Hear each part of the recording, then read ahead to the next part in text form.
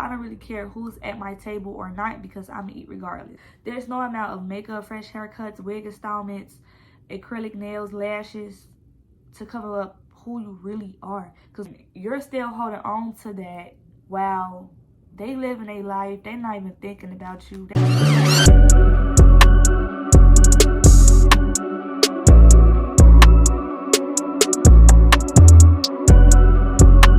What's up, YouTube? It's your girl Shanti, the one and only. And today, on today's topic, I will be talking about self-love and self-esteem. And if you haven't already, make sure y'all tune in to my first video where I was talking about generational curses. And before I get further into this video, make sure y'all like, comment, subscribe, share, and screen record y'all favorite part of this video and tag me in it so I can repost it. Let's get into this video. So, self-love is knowing your worth, being self-aware, loving every aspect of yourself, including the negative traits. Self-esteem, having confidence in what you perceive yourself to be, like ambition, pretty, strong, independent. Yeah. In this video, I'll be giving you guys 5 steps on how to build your self-esteem, self-love, and of course, give you guys advice and a little bit of my experience to anybody that resonates with this video. 5 steps to build your self-esteem. Step 1, affirmations. Your tongue is powerful and so is your mind. So you have to speak positively into yourself and eventually you'll believe that. Like example, I am strong. I am beautiful. I can do it. I am worthy. Positive thoughts are positive results. So if you struggle with self-esteem, this is one of the steps that you can take. Step 2, you have to have high confidence. Because when you have high confidence, you're not going to mind what other people perceive you to be because you already know where you stand. That's the part of self-esteem. Example, an insecure person with low self-esteem would try to humble you to boost their confidence up to make themselves feel better and to make you feel less. And it's worse coming from a man, y'all. Like, I've experienced insecure and jealous people before, but coming from a man is by far the worst. Man degrading the next woman is by far just crazy to me, because if you a man and you go out your way to try to tear the next woman down, you hate yourself. A jealous man is a dangerous one because they would try to tear you down to feel like they up 1, but really they still down 3. You can't knock a woman down that you didn't build. And a jealous woman will only come around you to keep up with you just to talk about you. Jealousy is a disease, y'all, which is why you have to have self-confidence. Very high self-esteem. Step 3, set goals for yourself. Even if it's minor as running errands, doing a laundry by the end of the week, or as major as finding a well-paying job or paying off your car note. Because when you accomplish things, you feel better about yourself. The key to it all is to celebrate your accomplishments each and every time, because this life shit isn't easy. Life is what you make it to be. So if you get up every day and do what you gotta do, everything else gonna fall into place, boo. 4, set healthy habits and hobbies for yourself, because it's so easy to just watch TV all day, scroll on Instagram, get drunk, roll up a blunt. But if you're being productive with your time, then the mind and the body follow. So when your mind and your body feel good, it sets a good mood for yourself. If you go to the gym, if you play basketball, if you do art, if you rap, you journal, or if you read, activities like that, healthy activities like that, releases stress. So I recommend. Step 5, stop comparing yourself to others. You are you, she is she, and he is him, and them is them. God made you, you, and God made them, them. Your path is not their path. What may works for them, it's not going to work for you, because y'all are 2 different individuals. God has a plan for everyone. You just have to trust it. Don't think just because you see the next person with their life together, they done got their car, they got their degree from school, they traveling, they got their own crib. You know, they living life, and it may take off before you. that doesn't mean your time isn't coming. It's just their time. Everybody gonna have their time to shine and cry. You just have to trust God's plan, even if he have other plans for you. So that was the 5 steps of self-esteem. Now I'm going to get into the 5 steps of self-love. Step 1, being mindful. If you meditate or work on your spirituality, you become more aware of your thoughts and feelings, which can lead to higher self-esteem.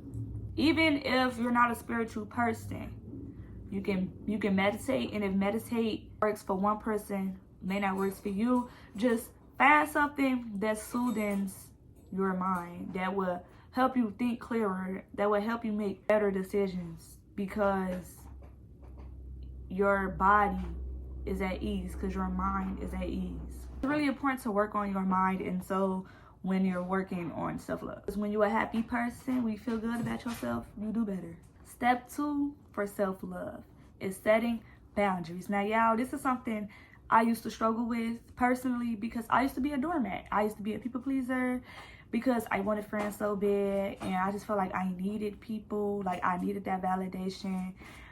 But really, when you think like that, all you're really doing is holding yourself back. You will never get nowhere in life that way, because the most important person in your life is you.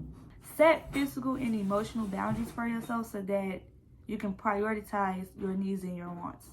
And also learn to say no. I know it can be hard if you're one of those people who used to be like me, a people pleaser. It's really hard to say no, but sometimes you have to, because people gonna think shit is sweet.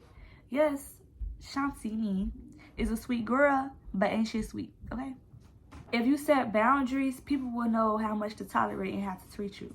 But if you settle and always being a yes man and people pleaser and just feel like you need validation, yeah, people's going to treat you like a puppet.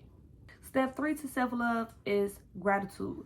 That is something I'm working on to this day now, y'all, because even though I am a spiritual person, I believe in God, I believe in faith, when I feel something, I feel it deeply. Like when I'm happy, I'm happy. When I'm sad, I'm sad. When I'm mad, I'm pissed straight the fuck off. It takes me 3 days and 4 nights to calm down. But the point is to control your mind to be stronger than your feelings. Because when you have power over your emotions, we have self-control, you can never lose. When you let your emotions beat you, you're gonna feel every time. Never let your emotions beat you, you beat it. Just focus on the positive aspects of life. Never focus too much on the negative, like dwelling on the past and just overthinking about things you can't control. Be grateful for where you at in life. Be grateful for who you are, and just count your blessings. Gratitude is very important, especially in living in times like this, y'all, because like I said before early in this video, nothing comes easy in life. You have to have tough skin. Life is what you make it to be. You either gonna sink or swim, and gratitude is definitely one of the keys for this, to get through that. Step 4 for self-love, forgiveness. This is also something I'm working on myself to this day. It's so easy. It's easier to hold grudges and to be mad and feel a type of way about people and certain things that didn't go your way and that hurted you. But as I'm getting older, as you know, God really humbled me and it forced me to learn how to forgive. Is that like when you hold on to grudges, you don't know how bad it really affects you mentally, because somebody could have did something foul to you and you're still holding on to that while they living their life. They're not even thinking about you. They don't give a fuck about you while you're still here just mad. Like, what is that really doing for you? Like, you holding grudges and still being mad about something that you can't control. Like, it happened already. All you're doing is really hurting yourself. You're not hurting the next person. You just really have to learn how to let go and let God and forgive those that hurted you. Not for them, but for you, for your sanity. Because if you just walk around with a grudge, now you mad at the world. Now you mad at this person who did something to you last week, last month, 2 years ago. Like, it doesn't matter. It doesn't exist no more because it's in the past. If you keep holding on to negativity, eventually you're going to become what hurt you. So that's why you just have to pray on it, let go, let God, take it to the chin, chest out, say it is what it is, it's life, learn from it. Don't hold on to that. Coming from a person with experience who is a professional at holding grudges, I promise you it's going to affect you in the long run. And you're really just delaying in the healing process. Another thing about forgiveness, learn how to forgive yourself. I've also learned I haven't forgave myself about a lot of stuff. And I haven't even realized it until I reevaluated myself. We human. We all done and said things we not proud of. As you get older, you get wiser. You just look back and just be like, why did I say that? Why did I do that? I would never put myself in that situation now. But don't let that hinder you. Don't let that have so much power over your present life because that's the past. You have to go through things in order to learn. So whatever you've been through in the past, don't let it make you, don't let it break you. Let it make you. Learn from it, grow from it, and don't beat yourself up about it because we human, y'all. We're going to make mistakes. And as life goes on, as we continue to get older, we want to continue to make mistakes. How can you know better if you don't make mistakes? You go through it, you understand it, and you get through it. That was just a chapter of your life. That was just a phase. Don't let it determine or define you in your life because it's called a mistake for a reason. So, more of the story, learn how to forgive yourself, y'all, and give yourself grace. Be kind to yourself. That is the key of self-love. Especially coming from a person myself, I used to always beat myself up. If anybody that knows me personally, they know that about me. Like, I had friends who hated that about me. Like, I used to beat myself up about the littlest things, but it's like I had to learn that I'm human. I'm gonna make mistakes, and that's okay because that's life. That's not life if you don't make mistakes. If you think you know everything, you never wrong, you're wrong. Because you're never going to grow and prosper in life if you don't make mistakes and learn from it. So the last step of self-love is alone time. Honestly, y'all, I love being alone because I just feel safer that way. I be at peace. I do better when I'm alone. That's why I don't really care who's at my table or not because I'm going to eat regardless. And another thing about being alone, y'all, you get to know yourself better. If you think you know yourself, trust me, you don't. You don't know yourself until you go through that season where you have no friends, no relationships, no situationships. When it's just you and God, then that's when you get to know yourself better on a deeper level. Another thing about alone time, y'all, it's important. The top always feels lonely, but it's worth it because you get to learn the new version of yourself, who you becoming. Because when you're alone, you have no choice but to reevaluate yourself, get in depth with yourself. So when you alone, you relearning the new you, who you trying to become, and you unlearning the old you. You breaking bad habits, you breaking old cycles and toxic behaviors, and you're healing and you're growing at the same time. And it's such a blessing, y'all. Healing is not butterflies and rainbows. Trust me, you're gonna have your days when you cry. You're gonna have your days when you're feeling stuck. You're gonna have your days when you're feeling just fine. But in the midst of it all, you just have to be resilient about it and keep going, especially if you're spiritual, believe in God. Just give your worries to God. He gonna handle it and you do what you can. When you're alone, you're learning yourself. When you're alone, you have more time to focus on your goals, on your priorities. When you're alone, you have a clearer thought of your weaknesses, your strengths, your likes, your dislikes. And I just feel like everybody should really take their time to be alone. But I just recommend everybody to have time alone because you really become a better version of yourself. And you see things clearer. You accept things for what they is and what they ain't. Like, it's really worth it when you practicing self-love. One thing I learned about my season of being alone, y'all, is I can enjoy my own company. Like, I done took myself out on dates. I done went out to eat by myself. I done went to bars by myself. Y'all, I be kicking it by myself. I know how to enjoy my own company, and I am okay with that. Like, yeah, I'll pop out here and there when I feel like it, when I have time. But being out the way is what I be on. I really be on some me shit. And then it's like, my tolerance for people is very low, which is why I'm so quick to just be in my own bubble. I just mind my business for real. People can really be a distraction as well. When you're around other energies and other personalities, you don't really have that time to yourself to figure out what it is that you need to do to grow, to work on, to get better at. Yeah, I just feel like alone time is really worth it. I really recommend it. And it's a step to practice self-love. My alone season, I didn't care, and I still don't care to be seen. I don't care to talk. I go months without talking to people. That don't mean I don't like y'all. I let people be. I let them do them, and I do me. Something to keep in mind while practicing self-love and building your self-esteem, y'all. Being beautiful is not an appearance. It's how you think. It's the type of heart you have. It's how you move. It's how you treat people. So if you look good, but you have an ugly soul, you're ugly. There's no amount of fresh haircuts, wig installments, acrylic nails, makeup, designer to cover up who you really is. Because materialistic things doesn't mean you love yourself. Sometimes, not saying that's what people do, but sometimes people use that to cover up their insecurities. Like, materialistic things holds no weight. It's really just an addition. That's a want. That's not a need.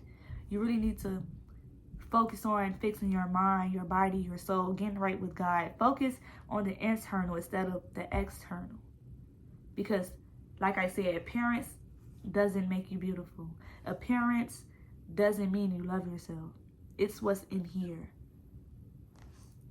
So if you struggle with self-love and building your self-confidence, you need to take care of you. You need to take care of you because nobody else will. You need to take the steps and really get in depth and deep with yourself to figure out what it is that you need to heal, that you need to grow from, that you need to work better at, work towards.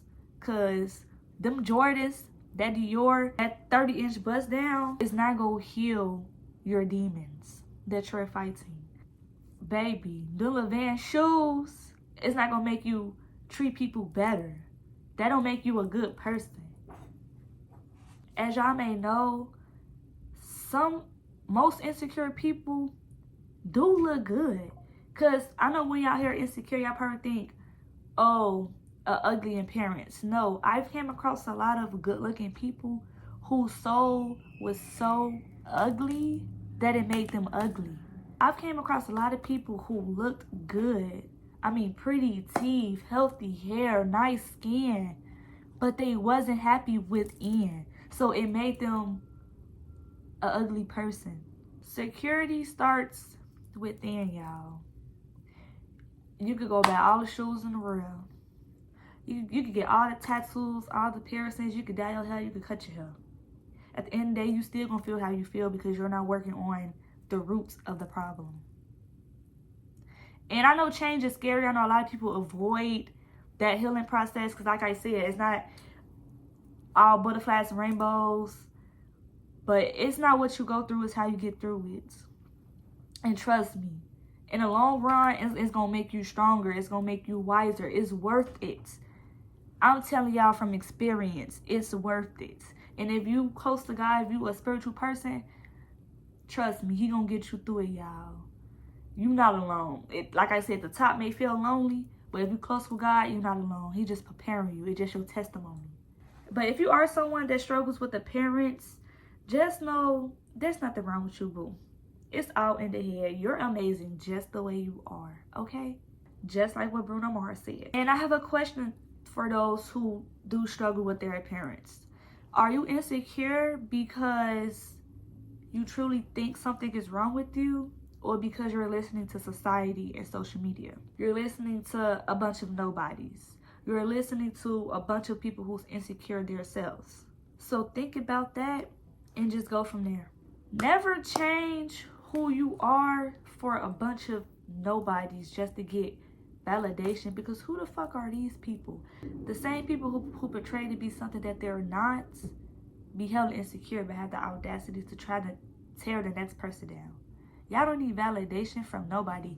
You're supposed to know you raw as hell, you beautiful as fuck, you was him, you are her, without the validation. Because if you know this already, if you know where you stand with yourself, if you love yourself, if you're happy within, you're not gonna give a fuck, not a shit, not a damn, what other people have to say, what they feel, and what they think of you.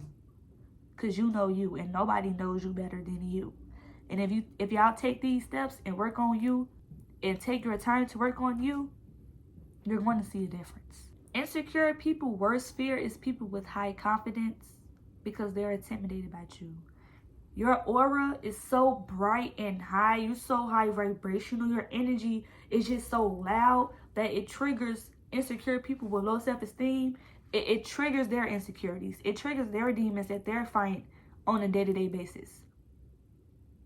If you do decide to change anything about yourself, just change it for you and not for these people. Fuck them. Baby, you better embrace your flaws. You better walk with your head high, with your middle fingers to the sky, and say fuck them twice. And don't let no insecure, jealous-hearted, ugly soul-ass person tell y'all and make y'all and try to convince y'all otherwise. Because their opinion holds no weight. Y'all about to take their opinions and wipe y'all ass with it. Okay? Okay. Be the one that's being talked about, because regardless if you're doing good or bad, regardless of how you look, you looking like Oscar the Grouch or Ari the Don, people still want to talk. So do you, let them talk. Because if they could trade places with y'all, they would. They admire y'all.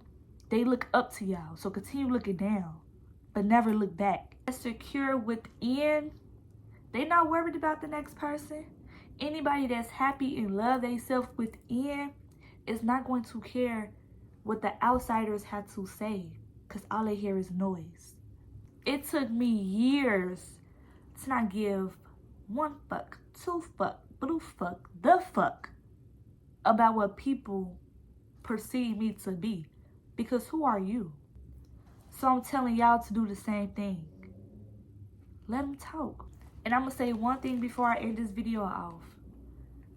One thing about living for you, you can't live in fear. And you can't live for other people. Because when you live in fear and you worried about validation, that's just holding you back. And you will never grow that way. You will never get to know your true self. You have to get comfortable with the uncomfortable. You have to take risk, because better doors will open for you if you take risk. A lot of people search for peace and happiness and love in the wrong places, not knowing it starts within. When you work on yourself, what attracts to you is for you. What's meant for you will be for you. Mwah. No bars.